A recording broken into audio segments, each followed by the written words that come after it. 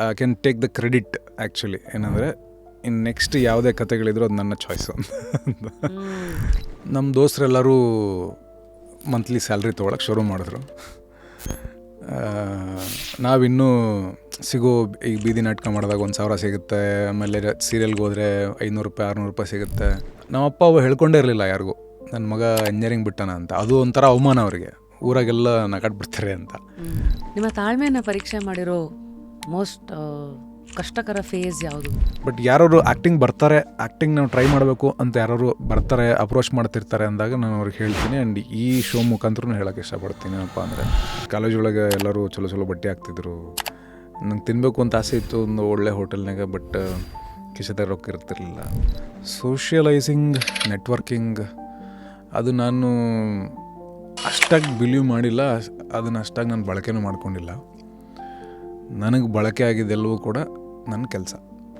ಇಲ್ಲಿವರೆಗೂ let's say you have learned the rules of the game, acting and cinema industry, and then you played better than nobody else. ನಾನು ಆಡಿಷನ್ಗೆ ಹೋಗಿರ್ತೀನಿ, audition ಮುಗಿತೈತಿ, ಹೊರಗೆ ಕುಂದರ್ಸ್ತಾರೆ, wait ಮಾಡಿರಿ ಅಂತ, ಮತ್ತೆ ವಾಪಸ್ ಒಳಗೆ ಕರೀತಾರೆ. ಒಳಗೆ ಕರೆದಾಗ ನೀವು ಆಗಲೇ ಮಾಡಿದ್ರಲ್ಲ ಇನ್ನೊಂದ್ಸರಿ ಮಾಡಿ ತೋರಿಸ್ರಿ ಅಂತಾರೆ. ನಾನು ಮಾಡ್ತೀನಿ, ಓಕೆ ಇಲ್ಲೇ ರೀ ಅಂತ ಅಂದ್ಬಿಟ್ಟು ನಾನು ನಿಲ್ಲಿಸ್ತಾರೆ. ಇನ್ನೊಬ್ಬ ಹುಡುಗನ ಕರೀತಾರೆ, ಅವ್ರು ಮಾಡಿದ್ದು ನೋಡಿದಲ್ಲ ಇದು ಜಸ್ಟ್ ರಿಪೀಟ್ ಮಾಡೋದನ್ನ ಅಂತ ಅಂತಾರೆ. ಅವ್ರು ರಿಪೀಟ್ ಮಾಡ್ತಾರೆ. ರಿಪೀಟ್ ಮಾಡಿದ್ರೆ ನೆಕ್ಸ್ಟ್ ಅವರು ಸೀರಿಯಲ್ ಹೀರೋ ಆಗ್ತಾರೆ ಆ ಸೀರಿಯಲ್ದು.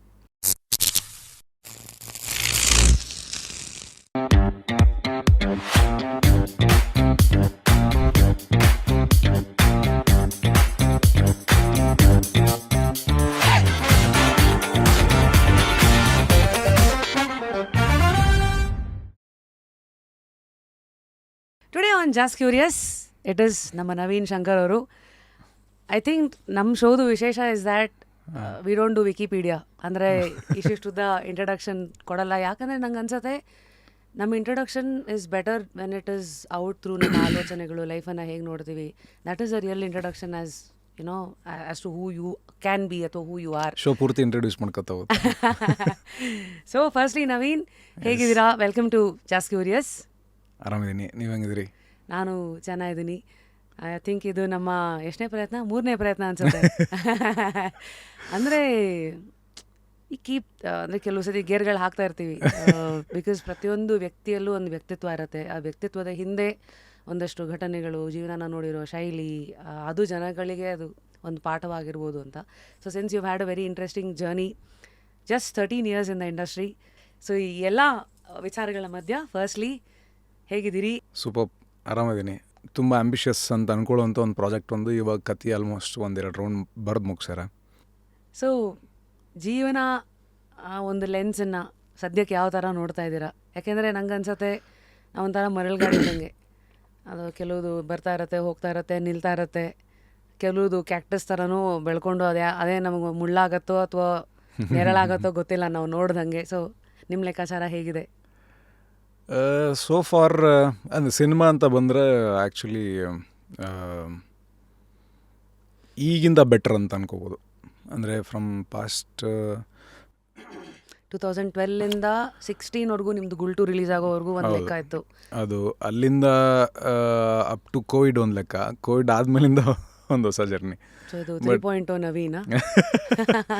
ಅದು ಏನಂದರೆ ಚಾಯ್ಸಸ್ ಅನ್ನೋದು ಭಾಳ ಕಮ್ಮಿ ಇರ್ತಿದ್ವು ಇನಿಷಿಯಲ್ ಡೇಸ್ ಒಳಗೆ.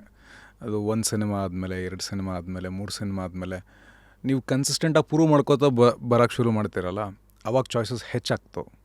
ಆ್ಯಂಡ್ ಈಗ ಫಸ್ಟ್ದೆಲ್ಲ ಗುಲ್ಟು ಸಿನಿಮಾ ನೋಡ್ಕೊಂಬರ್ತಿದ್ವು. ನೆಕ್ಸ್ಟು ಧರಣಿ ಮಂಡಲ ಬಂದಾಗ ಬೇರೆ ಥರದೊಂದು ಪಾತ್ರ ಅಲ್ಲಿ ನೋಡೋಕ್ಕೆ ಸಿಕ್ತು ಜನಕ್ಕಾಗಲಿ ಅಥವಾ ರೈಟರ್ಸ್ಗೆ, ಡೈರೆಕ್ಟರ್ಸ್ಗೆ. ಹೊಂದಿಸಿ ಬರೀರಿ ಬಂತು. ಆಮೇಲೆ ಹೊಯ್ಸಳ ಬಂತಲ್ಲ, ಹೊಯ್ಸಳ ಕಾಂಟ್ರರಿಯ ನೆಗೆಟಿವ್ ಕ್ಯಾರೆಕ್ಟರು ಪ್ಲೇ ಮಾಡಿದ್ದು. ಸೊ ಬೇರೆ ಬೇರೆ ಆಯಾಮಗಳು ಸಿಕ್ಕಾಗ ಅಷ್ಟು ಆಯಾಮಗಳಲ್ಲಿ ನಮಗೆ ಚಾಯ್ಸಸ್ ಬರ್ತಾ ಹೋಗ್ತವೆ. ಆಯ್ಕೆಗಳನ್ನ ಮಾಡೋದಕ್ಕೆ ನಂಬರ್ಸ್ ಜಾಸ್ತಿ ಹಾಕೋತಾ ಹೋಗ್ತವೆ. ಸೊ ಇನ್ಮೇಲಿಂದ I can take the credit actually. ಏನಂದರೆ ಇನ್ನು ನೆಕ್ಸ್ಟ್ ಯಾವುದೇ ಕತೆಗಳಿದ್ರು ಅದು ನನ್ನ ಚಾಯ್ಸು. ಅಫ್ಕೋರ್ಸ್ ಕಮೆಂಟ್ಸ್ ಆಗಲಿ, ಲೈಕ್ಸ್ ಆಗಲಿ ಅವೆಲ್ಲ ಡೆಪಿಕ್ಟ್ ಮಾಡ್ತಾವೆ. ಬಟ್ ಇಂಟ್ರ್ಯಾಕ್ಟ್ ಮಾಡಿದಾಗ ಸಿಗೋ ಖುಷಿ ಇರ್ತೈತಲ್ಲ, ಅದು ನೆಕ್ಸ್ಟ್ ಲೆವೆಲ್. ಅದು ಅಳ್ತಾರೆ ಕೆಲವೊಬ್ಬರು ತುಂಬ ಖುಷಿಯಿಂದ ಎಕ್ಸೈಟ್ಮೆಂಟಲ್ಲಿ ಅಪ್ಕೋತಾರೆ. ಮಾತಾಡ್ತಾರೆ. ಆಮೇಲೆ ಇನ್ನೂ ಒಂದಿಷ್ಟು ಜನ, ಈಗ ನಾವೊಂದು 5-6 ಸಿನಿಮಾ ಮಾಡಿರ್ತೀವಲ್ಲ, ಹ್ಮ್ ಅವ್ರು ಇನ್ನೂ ಈಗ ಜಸ್ಟ್ ಶುರು ಮಾಡಿರ್ತಾರೆ. ಯಾವುದೋ ಒಂದು ಇಂಟರ್ವ್ಯೂನಾಗ ಕುಂತು ಮಾತಾಡಿರ್ತೀವಿ, ಅದನ್ನ ಮಾತು ಕೇಳಿಸ್ಕೊಂಡಿರ್ತಾರೆ. ಈಗ ನಾವು ನಮ್ಮ ಹಿರಿಕರ ಒಂದು ಇಂಟರ್ವ್ಯೂಸ್ ನೋಡಿದಾಗ ನಮಗೂ ಯಾವತ್ತೂ ವೆನ್ ವಿ ಫೀಲ್ ಲೋ, ಯಾವತ್ತವ್ರು ನಮಗೂ ಓಕೆ ಇದು ಬೇಡ ಬಿಟ್ಟು ಹೋಗ್ಬಿಡಮ್ಮ ವಾಪಸ್ ಅನಿಸ್ದಾಗ ಅವ್ರದ್ದು ನೋಡಿ ನಮಗೂ ಇನ್ಸ್ಪೈರ್ ಆಗಿರ್ತೈತೆ. ಹಾಗೆ ಬರುವಂಥ ಎಷ್ಟೊಂದು ಜನ ಯಾವ ನೋಡೋಕೆ ನನ್ನ ಗೆಚ್ಚರ ಇದ್ದಾನೆ, ಅವನು ಏನು ಅಂತ ಪರಿ ಭಯಂಕರ ಸ್ಮಾರ್ಟ್ ಏನಲ್ಲ, ನನ್ನ ಗೆಚ್ಚರ ಕಲರ್ ಐತೆ ಅವನಿಗೆ, ನೋಡೋಕೆ ಸ್ವಲ್ಪ ನನ್ನ ಗೆಚ್ಚರನೇ ಅದಾನ. ರಿಲೇಟಬಿಲಿಟಿ. ಹಾಂ, ಆ ರಿಲೇಟಬಿಲಿಟಿ. ಆಮೇಲೆ ಅವ ಇಲ್ಲೇ ನಮ್ಮ ಬಾಲ್ಕೋಟ್ ಡಿಸ್ಟಿಕ್ ಇಳ್ಕಲ್ಲವಂತೆ, ಅವನು ಒಂದು ಹಳ್ಳಿಯಿಂದ ಬಂದನ, ನಾನು ಹಳ್ಳಿಯಿಂದ ಬಂದೀನಿ, ನಾನು ನೋಡೋಕೆ ಸ್ವಲ್ಪ ಪರವಾಗಿಲ್ಲ. ಆಮೇಲೆ ನಾನು ಈಗ ನಾಟಕ ಮಾಡತ್ತೀನಿ, ಅವನು ನಾಟಕ ಮಾಡಿಕೊಂಡು ಥಿಯೇಟ್ರ್ ಮಾಡ್ಕೊಂಬಂದಂತೆ, ಮತ್ತು ಅವಂಗೆ ಆಗೈತೆ ಅಂದರೆ ನನಗೂ ಆಗ್ಬೋದಲ್ಲ ಅನ್ನೋ ಒಂದು ಕಾನ್ಫಿಡೆನ್ಸ್ ಸಿಗ್ತಿತ್ತು ಅವ್ರಿಗೆ.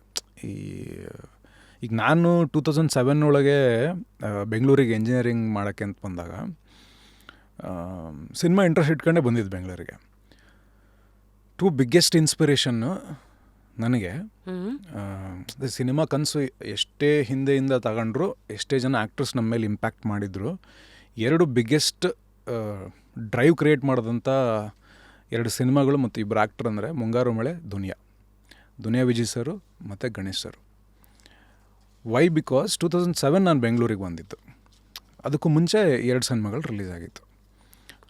ನಾ ಹುಬ್ಳ್ಯಾಗೆ ಮುಂಗಾರು ಮಳೆ ಸಿನಿಮಾ ನೋಡ್ತೀನಿ, ನಮ್ಮ ಊರಾಗ ದುನಿಯಾ ಪಿಕ್ಚರ್ ನೋಡ್ತೀನಿ. ನೋಡಿದಾಗ ಹೀರೋ ಆಗಬೇಕು ಅಂತ ತಲೆಯಾಗಿರ್ತೈತಿ. ಸೊ ಆವಾಗ ಹೆಂಗೆ ಹೋಗೋದು ಅಂತ ಬೆಂಗಳೂರಿಗೆ ಹೋಗೋಣ, ಅಲ್ಲಿ ಓದ್ಕೋತಾ ಆ್ಯಂಕರಿಂಗ್ ಮಾಡೋಣ. ಸೊ ಇವರು ಗಣೇಶ್ ಅವ್ರೂ ಅಲ್ಲಿ ಫೇಮಸ್ ಆಗಿ ಆಮೇಲೆ ಪಿಕ್ಚರ್ಗೆ ಬಂದ್ರಂತೆ. ಅಲ್ಲಿ ಫೇಮಸ್ ಆಗಿದ್ದಕ್ಕೆ ಅವ್ರಿಗೆ ಅವಕಾಶಗಳು ಸಿಕ್ಕುವಂತೆ ಅಂತ ಕೇಳ್ಕೊಂಡಿದ್ದು ಅಥವಾ ಓದಿದ್ದು ಅಥವಾ ನಾವು ನೋಡಿದ್ದು, ಅದು ನಮಗೆ ಇಂಟ್ರೆಸ್ಟ್ನ ಹಂಗೆ ಕ್ರಿಯೇಟ್ ಮಾಡುತ್ತೆ. ಒಂದು ಎಕ್ಸಾಂಪಲ್ ಸೆಟ್ ಮಾಡ್ತಾರೆ ಅವರು. ಸರಿ. ಆ್ಯಂಡ್ ದುನಿಯಾ ಪಿಕ್ಚರ್ ನೋಡಿದಾಗ ಫಸ್ಟ್ ನೋಡಿದ್ದೆ song, Kari I love you song ತುಂಬ ಹಿಟ್ಟಾಗಿತ್ತು. ಅದಾದಮೇಲೆ ನೋಡಿದಾಗ ಇವತ್ತು ನಂಗೆ ಸರ್ ಪರಿಚಯ, ವಿಜಯ್ ಸರ್. ರೀಸೆಂಟಾಗಿ ಬರ್ಡೇನೂ ಆಯಿತು, ಹೋಗಿ ವಿಶ್ ಮಾಡ್ಕೊಂಡು ಬಂದಿದ್ದು. ಪ್ರತಿ ವರ್ಷ ನಾನು ಅವ್ರ ಬರ್ಡೇ ಹೋಗ್ತೀನಿ. ಹೇಳೋಕ್ಕೆ ಅವಕಾಶ ಸಿಕ್ಕಿದ್ದು ನನಗೆ ಇತ್ತೀಚೆಗೆ, ನಾನು ರೀಸೆಂಟಾಗಿ ಹೇಳಿದೆ. ಅವ್ರಿಗೆ ಹೊಗಳಿಕೆ ಅಷ್ಟು ಆಗೋದಿಲ್ಲ. ನಾನು ಅವ್ರು ಹೇಳಿದೆ, ಆ್ಯಕ್ಚುಲಿ ಅವ್ರು ಇದ್ದಾಗ ಸ್ಟೇಜ್ ಮೇಲೆ ಹೇಳಬೇಕು ಅಂದ್ಕೊಂಡಿದ್ದೆ, ಹೇಳೋಕ್ಕಾಗಿರಲಿಲ್ಲ. ನಂಗೆ ಬರಬೇಕಂದ್ರೆ ಈಗೇನು ಮಾತಾಡ್ತೀನಲ್ಲ, ಈ ವಿಷಯನ ಅವ್ರಿಗೆ ತಲುಪಿಸಿದ್ದೆ ನಾನು ಇತ್ತೀಚೆಗೆ. ಟಿ ವಿಯಾಗಿ ನೋಡಬೇಕಾದ್ರೆ ನಾನು ಭಾಳ ಸಣ್ಣಿದ್ದೆ ನಾನು. ಆಮೇಲೆ ಈಗ ಸ್ವಲ್ಪ ಬೆಟ್ರ್ ಆಗೈತಿ ಸ್ಕಿನ್ ಟೋನ್, ಅವಾಗ ಇನ್ನೂ ಸ್ವಲ್ಪ ಕಪ್ಪಗಿದ್ವಿ. ಒಂದು ಕನ್ವೆನ್ಷನಲ್ ಹೀರೋ ಅಂತಂದರೆ ಹೀಗೆ ಅಂತ ಇರಬೇಕು ಅನ್ನುವಂಥ ಒಂದು ಆಯಾಮನ ಬ್ರೇಕ್ ಮಾಡಿ ಒಬ್ಬರು ಫೈಟ್ರಾಗಿ ಬಂದು ಸುಮಾರು ಸಿನಿಮಾಗಳಲ್ಲಿ ಚಿಕ್ಕ ಕ್ಯಾರೆಕ್ಟರ್ಗಳನ್ನ ಮಾಡ್ಕೊಂಬಂದು ಸೀರಿಯಲ್ ಮಾಡ್ಕೊಂಬಂದು ಒಬ್ಬರು ಹೀರೋ ಆಗ್ತಾರೆ. ಅದು ಸೂಪರ್ ಹಿಟ್ ಆಗುತ್ತೆ ಪಿಕ್ಚರು. ಅಲ್ಲಿಂದ ಕನ್ಸಿಸ್ಟೆಂಟಾಗಿ ಇಬ್ಬರು ಹಿಟ್ಗಳನ್ನ ಕೊಟ್ಕೊಂಬರ್ತಾರೆ, ವಿಜಯ್ ಸರ್ ಆಗಲಿ ಮತ್ತು ಗಣೇಶ್ ಸರ್ ಆಗಲಿ. ಅವಾಗ ಇನ್ನೂ ಕಾಲೇಜ್ನಾಗ ಇರ್ತೀನಿ, ಆಮೇಲೆ ಚಾನ್ಸ್ಗೆ ಓಡಾಡ್ತಾ ಇರ್ತೀವಿ. ಸೊ ಕನ್ಸಿಸ್ಟೆಂಟಾಗಿ ಆ ಪುಷ್ ಕೊಡ್ತಾ ಇರುತ್ತದು.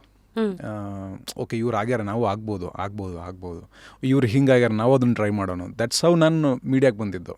ತಾಳ್ಮೆನ ಪರೀಕ್ಷೆ ಮಾಡಿರೋ ಮೋಸ್ಟ್ ಕಷ್ಟಕರ ಫೇಸ್ ಯಾವುದು 2012ಇಂದ ಇಲ್ಲಿವರೆಗೂ ನೋಡಿದ್ರೆ? ಬಿಕಾಸ್ ನಿಮ್ಮ ಫಿಲ್ಮೋಗ್ರಫಿ ನೋಡಿದ್ರು ಸ್ಟಾರ್ಟಿಂಗಲ್ಲಿ ಜೂನಿಯರ್ ಆರ್ಟಿಸ್ಟ್ ಆಗಿ ರ್ಯಾಂಬೋ ಅದ್ರಲ್ಲಿ ಬರ್ತೀರಿ, 2012 ಅದು. ಆದಮೇಲೆ ಕಟ್ಟಾದರೆ ಗುಲ್ಟು ಬಂದಿದ್ದು 18. ಮಧ್ಯೆ 6 ವರ್ಷ ಏನಾಯಿತು? ಇನ್ನು BTS ಅಂದರೆ ಇವಾಗ ನೀವೇ ಹೇಳಬೇಕು. ಅಂದರೆ I don't know if should be assume those 6 years must have been the most testing phase ಅಂತ. ನನಗೆ ಸೀರಿಯಲ್ ಮುಂಚೆನೂ ನನ್ನ ಆಯ್ಕೆ ಆಗಿರಲಿಲ್ಲ. ಸಿನಿಮಾನೇ ನನ್ನ ಚಾಯ್ಸು, ನನ್ನ ಗುರಿ, ಅದೇ ಕನಸು, ಅದೆಲ್ಲ ಆಗಿತ್ತು. ಬಟ್ ಆ ಪ್ರಾಸೆಸ್ ಒಳಗೆ ಸೀರಿಯಲ್ ಕಡೆ ಗಮನ ಹೋಗಿದ್ದು ಯಾಕೆ ಅಂತಂದರೆ, ಜಾಸ್ತಿ ಕೆಲಸ ಸಿಗ್ತೈತಿ, ಕ್ಯಾಮ್ರಾಕ್ಕೆ ಯೂಸ್ಟು ಆಗ್ತೀವಿ, ನಮ್ಮ ಹೊಟ್ಟೆ ತುಂಬಿಸುತ್ತದು ಅಂತ. ಡೈಲಿ ಪೇಮೆಂಟ್ ಅಲ್ಲ.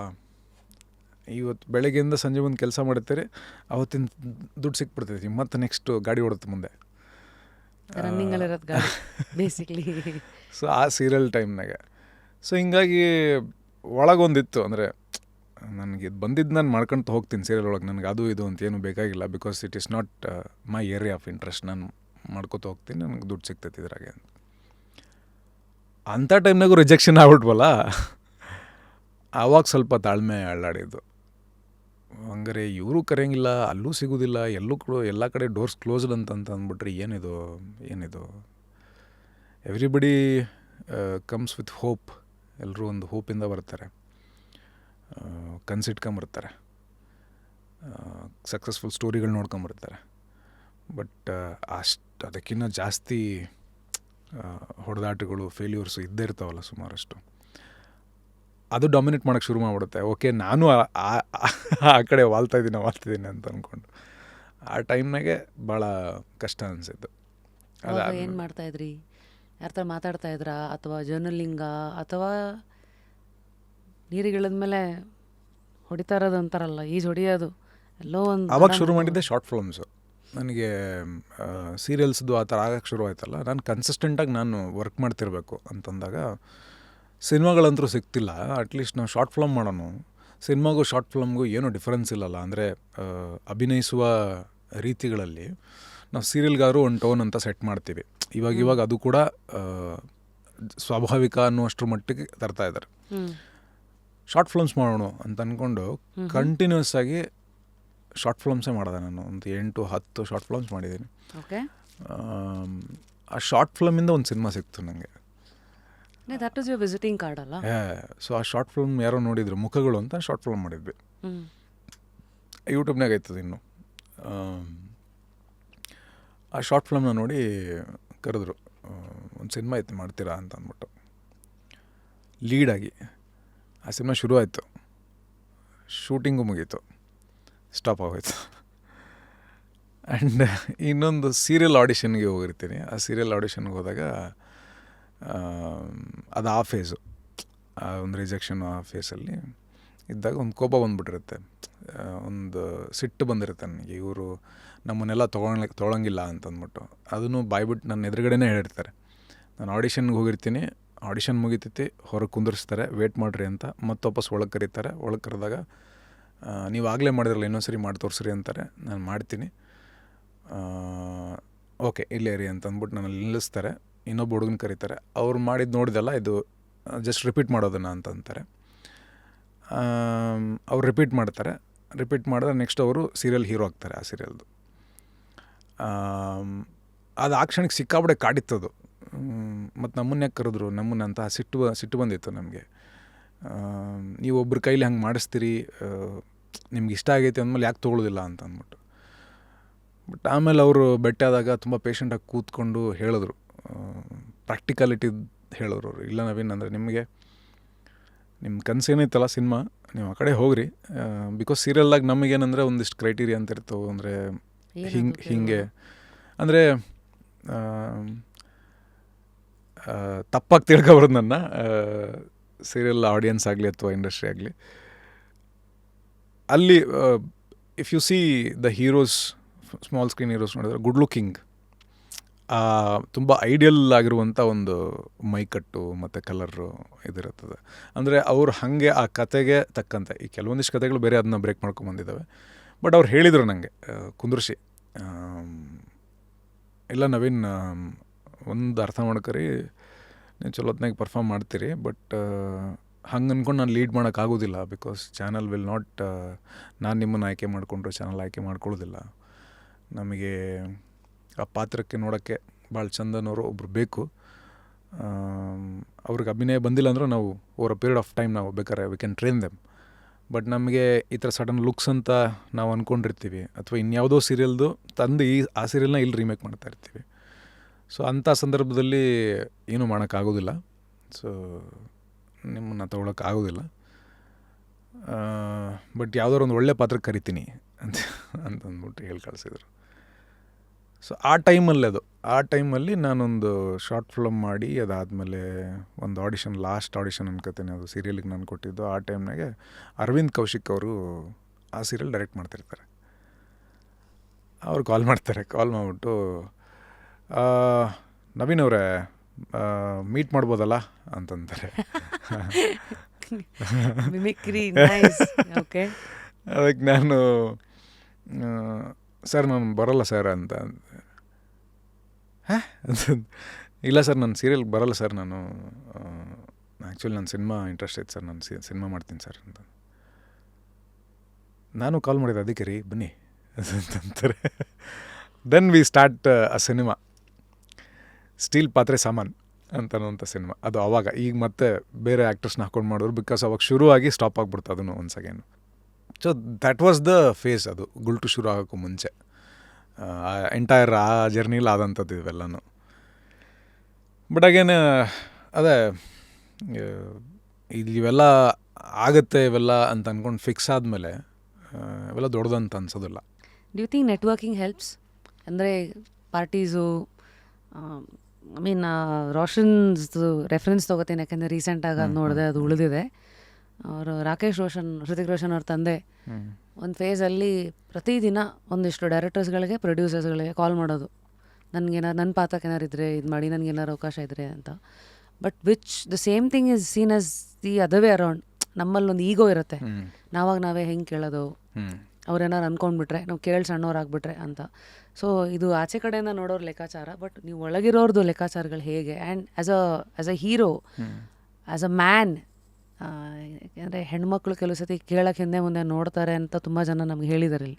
ಯಾಕೆಂದರೆ ಕೇಳಿದಾಗ you are always, you don't have the upper hand. ಕೇಳಿ ಅದೊಂದು ನಮ್ಗೆ ಗಾದೆ ಬೇರೆ ಇದೆಯಲ್ಲ, ಕೇಳಿ ಸಣ್ಣವ್ರು ಆವಾರ್ದು ಅನ್ನೋದು ಥರ, ಈ ಥರದ್ದೆಲ್ಲ ಏನೇನೋ ಇದೆ, ಕಾಕ್ಟೇಲ್ ಆಗಿಬಿಟ್ಟಿದೆಯಲ್ಲ. ಸೊ ಇವತ್ತಿನ ಮಾಡ್ರನ್ ದುನಿಯಾಗೆ 2025 ಎಲ್ಲ ಉಲ್ಟಾ ಇದೆ ಇವತ್ತು.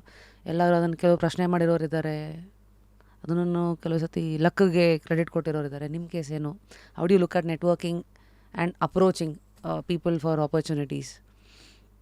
Approaching is the basic thing ಅಲ್ಲ. ಅಪ್ರೋಚ್ ಮಾಡದೇ ಇದ್ದಾಗ ನಿಮ್ಗೆ ಅವ್ರಿಗೆ ಗೊತ್ತೇ ಆಗೋದಿಲ್ಲಲ್ಲ. ಈಗ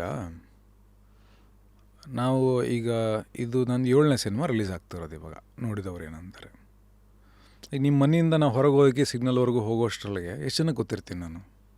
ಹಾರ್ಡ್ಲಿ ಅಲ್ಲಿರುವಂಥ 100 ಜನದಲ್ಲಿ 3 ಜನ 4 ಜನ, ಇಫ್ ಯು ಕನ್ಸಿಡರ್ 100, ಜಸ್ಟ್ 3%, 2%, 1% ಅಷ್ಟೇ ಜನ ಗೊತ್ತಿರ್ತೀವಿ ನಾವು.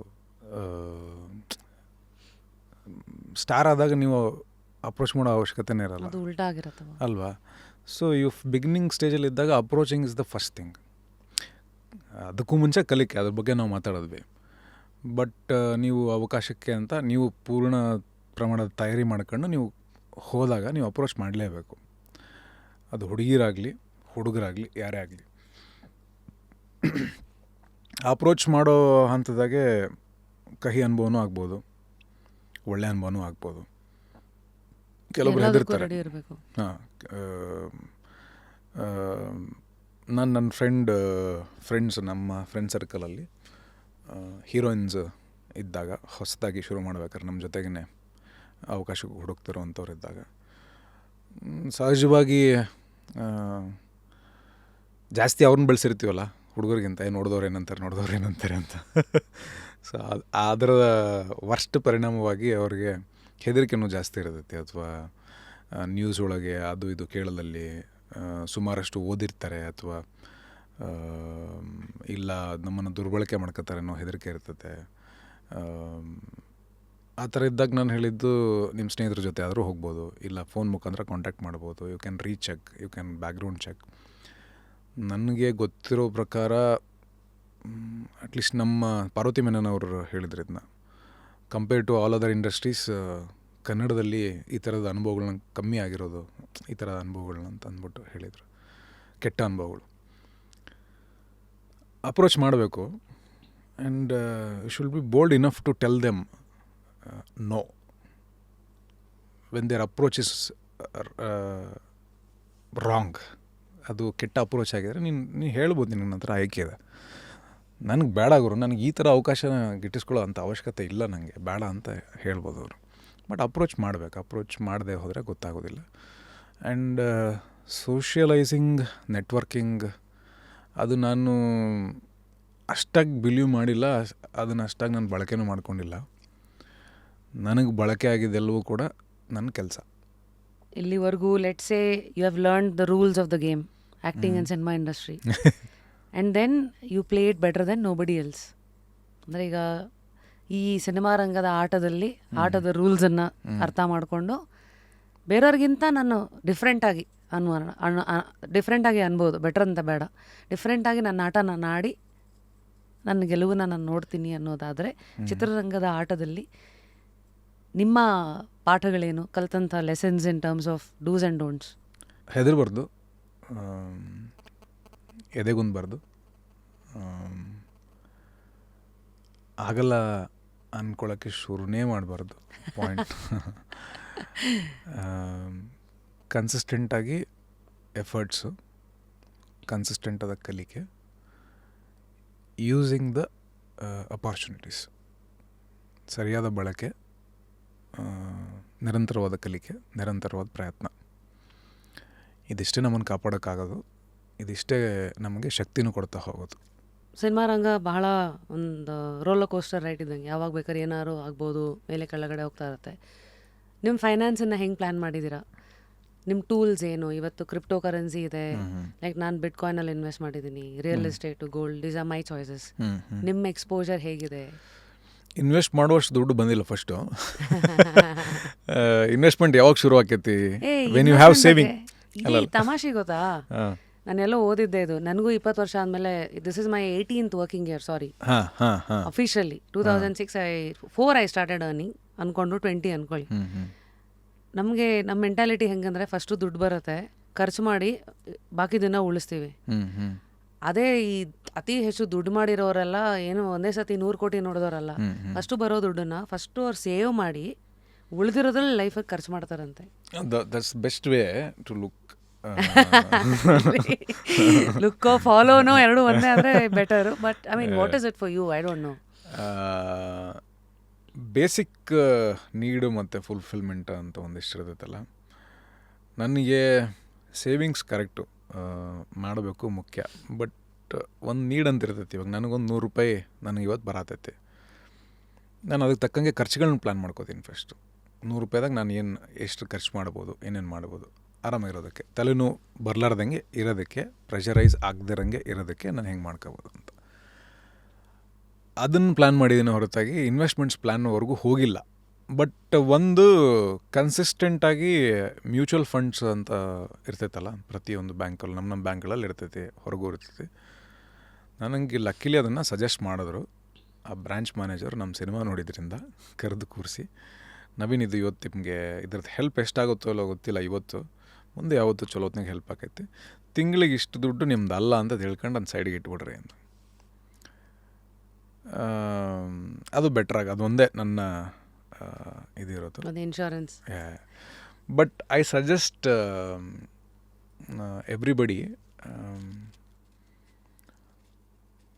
ಇನ್ವೆಸ್ಟ್ಮೆಂಟು ಅಥವಾ ಫ್ಯೂಚರ್ ಪ್ಲ್ಯಾನುಗಿನ ಮುಂಚೆ ಪ್ರಾಕ್ಟಿಕಲಾಗಿ ಇವತ್ತು ಏನು ಮಾಡ್ತಿದ್ದೀವಲ್ಲ, ಇದನ್ನು ನಾವು ಆ್ಯಕ್ಚುಲಿ ಬೆಟ್ರಾಗಿ ಪ್ಲ್ಯಾನ್ ಮಾಡಿದ್ರೆ ಅದೊಂದು ಸ್ವಲ್ಪ ಬೆಟರ್ ಆಗ್ತಾ ಹೋಗುತ್ತೆ. So I guess that was ಇವತ್ತಿನ ಜಾಸ್ಟ್ ಕ್ಯೂರಿಯಸ್.